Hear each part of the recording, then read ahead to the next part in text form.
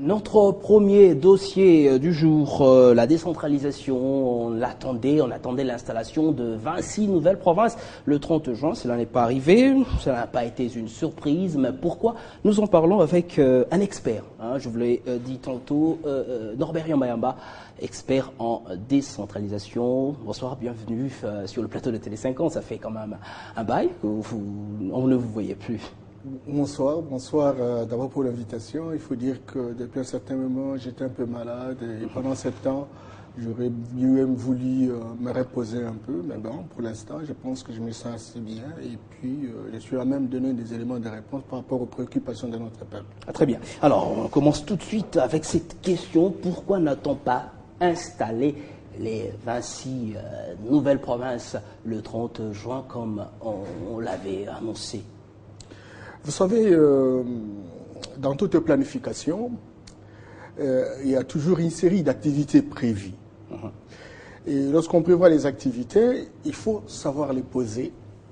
Mais il n'est pas dit que lorsqu'on prévoit ces activités et que coûte, c'est vrai que cette rigueur doit exister, ça c'est évident, parce qu'il a été dit que dans les 30 jours, la commission devra rendre compte à des assemblées, etc. Et puis dans les 120 jours, très concrètement... Les commissions de démembrement, oui. Bien entendu. Mais bon, quand cela en est tienne, c'est que je sais que des commissions ont été mises en place. C'est le premier exercice qui a été fait. Deuxième exercice, les commissions se sont déployées. Troisième exercice, il y a des commissions qui disposent des rapports et il y en a ceux qui, aujourd'hui, sont en train de rédiger ces rapports-là.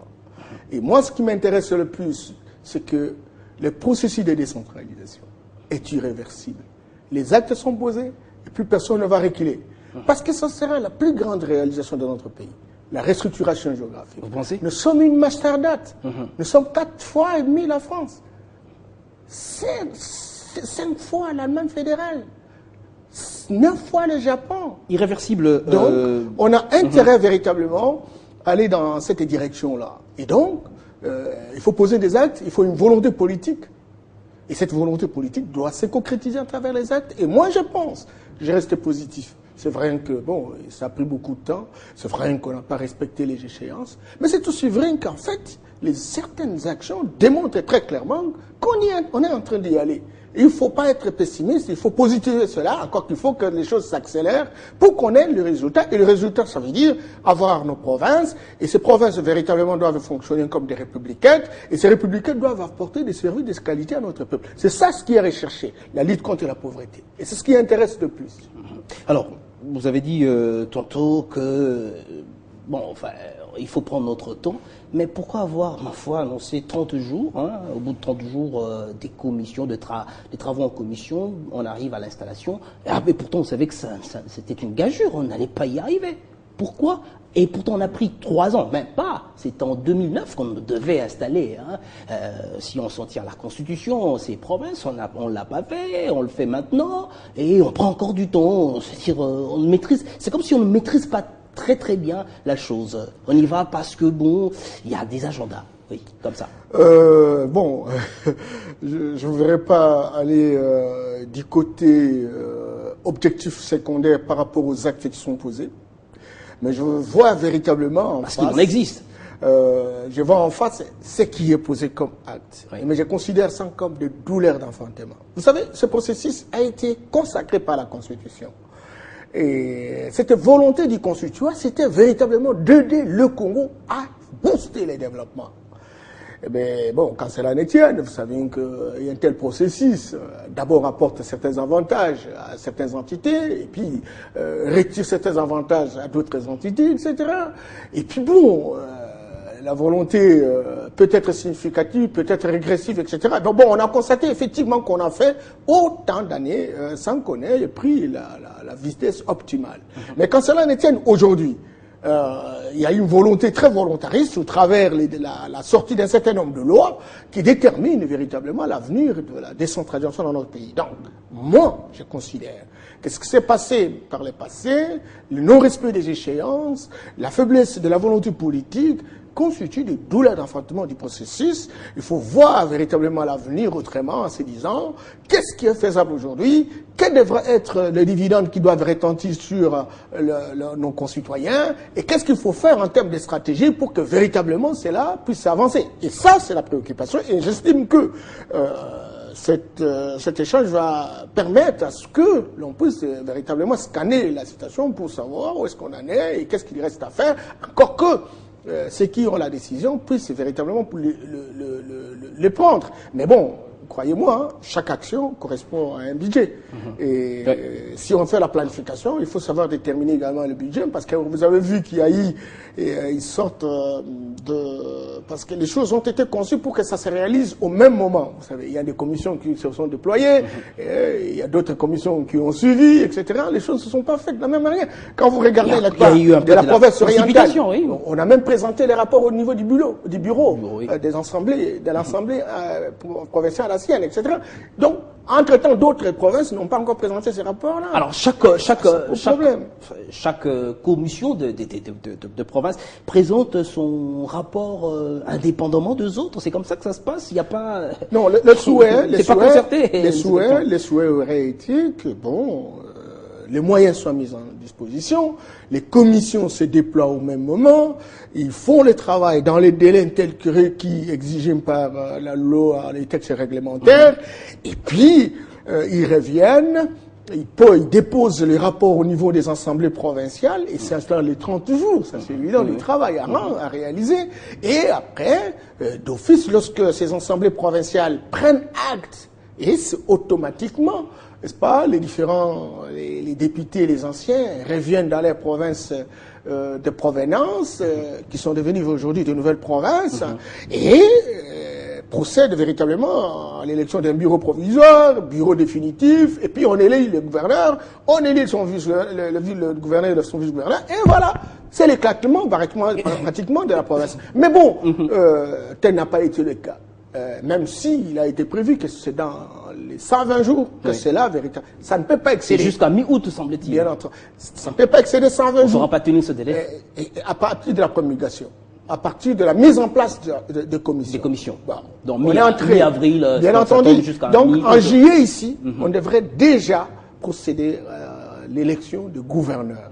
Bon, je pense qu'aujourd'hui, j'ai senti la volonté dans les gouvernements de pouvoir faire avancer les choses. Moi, je croyais que, bon, peut-être que les gens n'étaient pas encore très intéressés, mais en tout cas, à entendre les uns et les autres, la décentralisation constitue toujours les socles qui doivent véritablement booster la République, et ça constitue également, n'est-ce pas, une sorte de ligne de conduite du gouvernement de la République, encore que le acte soit posé, que l'on accélère, parce que the time is money. Le temps, c'est de l'argent.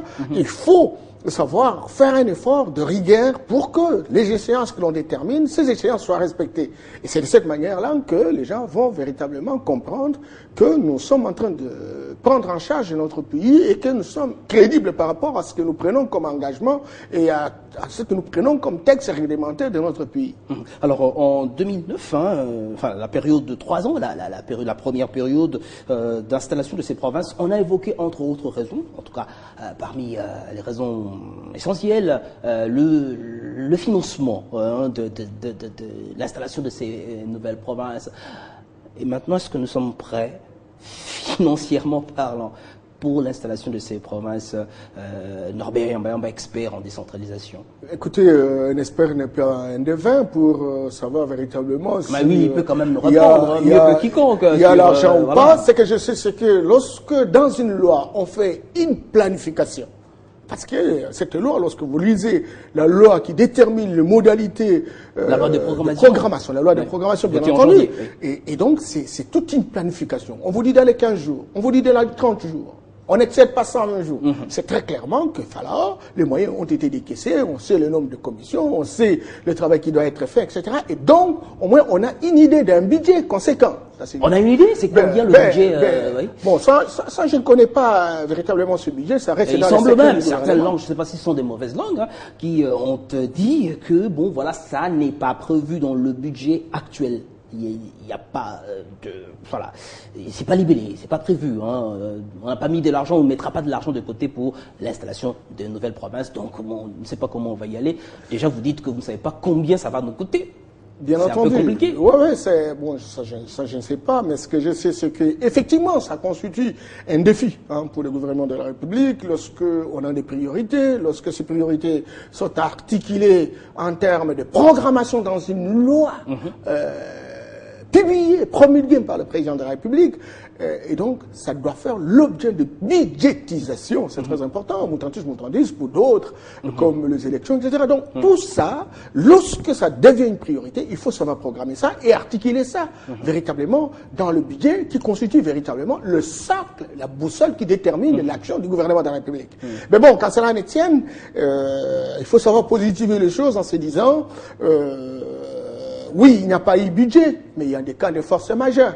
Et dans tout programme, il y a ce qu'on appelle les imprévus. Encore qu'une telle priorité ne peut pas véritablement revenir, n'est-ce pas, au forfait qui est donné généralement pour les imprévus. Il faut que ça soit, n'est-ce pas, une ligne qui détermine, une ligne budgétaire qui détermine la réalisation de cette action. Ben, écoutez, je considère ça comme douleur d'enfantement. Le Congo, c'est une masterdate. Le Congo, c'est une méga nation. Et trop de problèmes, ça c'est évident. Mais cet aspect technique doit toujours faire attention aux gouvernants. Savoir budgétiser, savoir articuler ça dans le budget, et on a besoin véritablement de savoir que telle somme qui sort de pour telle ou telle action vient de telle ou telle rubrique. Hein, ça s'appelle la gouvernance, ça s'appelle la bonne gestion de la République. C'est comme ça que les députés sauront que voilà, pour tel montant qui a été prévu pour l'opérationnalisation ou l'installation, c'est pas de nouvelles provinces, c'est tel montant, nous pouvons contrôler, en ayant tel délai, on a prévu de réaliser, pourquoi on n'a pas réalisé, quelles sont les raisons raisonnantes, et tout ça, c'est en fonction du budget. Alors quand ça, on ne trouve pas ça dans le budget, ça commence à poser des questions questionnantes, et ça, c'est pas véritablement quelque chose... Encore que ça va engendrer un personnel assez important, et forcément il faudra payer tout ce monde. On risque d'être un État sans budget, comme avait dit un député. Hein. Oui, bien entendu, un État sans budget. Ben, en fait, ce n'est pas la modicité des budgets qui montre qu'il n'y a pas de budget. Il y a toujours un budget. Mais écoutez, ce n'est pas un budget à la hauteur de ce que représentent nos ambitions. Nous sommes un grand pays. Pourquoi des pays... bon, écoutez, il ne faut pas comparer les incomparables, mais on aurait souhaité naturellement, par rapport à notre dimension, par rapport à notre taille, par rapport à nos potentialités, etc., que bon, qu'on puisse avoir un budget conséquent qui nous permettent véritablement d'affirmer nos ambitions. Ça, on en a besoin. Ça, on en a besoin. Encore qu'il faut faire un travail, il faut produire, il faut des chaînes de valeur ajoutée, et tout cela exige naturellement un minimum de temps, et puis une concentration, encore une volonté très volontariste de poser des actes qui sont susceptibles de produire des effets de droit. Alors, dernière question pratiquement. Croyez-vous encore en l'opérationnalisation, je prends votre mot, de ces nouvelles provinces cette année? Pensez-vous que ça soit possible avec tout ce qu'on vient d'évoquer comme problème? C'est une exigence. C'est une exigence, on est bien d'accord, il y a une loi de programmation, on est bien d'accord. Mais pensez-vous que dans le fait, l'on puisse véritablement arriver à l'installation, à installer ces provinces? Le grand problème, jusqu'au bout de la chaîne, hein, c'est-à-dire qu'on élise également le gouverneur, parce que ça n'entre pas dans le processus de la CENI. Je ne sais pas trop bien si c'est la CENI qui va faire ce boulot, ou ce sera... En principe. Mais il y a un problème. Ça va être, pendant qu'on organise les provinciales, on va élire ces gouverneurs déjà. Comment ça va se passer? Ça risque de nous embrouiller. Et c'est vrai, ça risque de nous embrouiller. Mais il y a des professionnels à la CENI qui vont faire véritablement ce travail, même si ça va ponctionner beaucoup d'argent. Parce que, imaginez-vous, à ce mois de juillet, on peut aller jusqu'en août, on peut élire les gouverneurs qui auront à faire combien de temps? Parce que déjà les élections provinciales au mois d'octobre, et ils devront élire, n'est-ce pas, les gouverneurs probablement au début du mois de janvier, etc. Les sénateurs, que les gouverneurs, faire, etc. Et alors, maintenant, on élit maintenant, ça va coûter, ça a un coût, et puis on va les élire pour quelques janvier, 2 mois ou 6 mois. 6 mois. Et en janvier, on procède aux élections de vrais gouverneurs qui vont faire pendant tout un mandat, etc. Et donc, ça va encore consommer véritablement de l'argent. Ça fait beaucoup d'argent que nous n'avons pas. Bien entendu, mais bon, on n'a pas de choix, on n'a pas de choix, à moins que la classe politique se retrouve ensemble pour définir les règles du jeu en se disant, nous nous trouvons devant un camp de force majeure, nous sommes dans une situation de fait accomplie, quelles sont les règles que nous pouvons redéfinir pour que nous puissions avancer par rapport à ça? Est-ce que le gouverneur, n'est-ce pas,